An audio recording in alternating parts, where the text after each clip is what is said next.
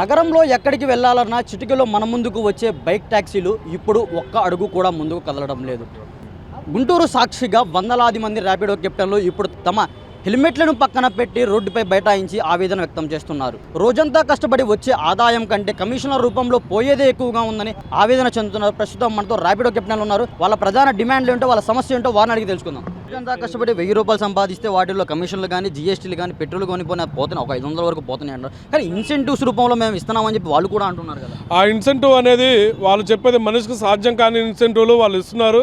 వాళ్ళు ఇచ్చేది కూడా 7 to 9 లేదా 7 to 10 ఒక 2-3 గంటల టైం పీరియడ్ అనేది పెట్టేసి ఆ గంటలోనే వాళ్ళు అనేది సబ్స్క్రిప్షన్ ఉన్న వాళ్ళకి ఇన్సెంటివ్ వర్తించదు.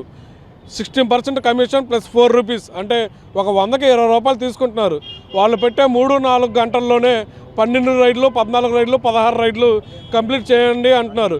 చాలామంది కెప్టెన్లు కూడా ఇన్సెంటివ్ కొడదామని ట్రాఫిక్ని రాంగ్ రూట్లో వెళ్ళడం, లేదా వాళ్ళు మెంటల్గా టెన్షన్ పడడం, ఫోన్లు చూస్తూ పోవడం, ఇటువంటివి కూడా వాళ్ళు ఇవన్నీ చీప్ ట్రిక్స్. ఇన్సెంటివ్ ఇస్తున్నారు అంటున్నారు కానీ 20% కమిషన్ కట్ చేస్తున్నారు. నెలకు వచ్చేసరికి మీరు ఎంతవరకు సంపాదిస్తున్నారు? మొత్తం నెలకు వచ్చేసి వీళ్ళు ఇచ్చే రేటు కార్డు ప్రకారం వీళ్ళు తీసుకొని వీళ్ళ కమిషన్లు పోయి ఈరోజు 12 నుంచి 10,000 కూడా రావడం చాలా కష్టంగా ఉంది.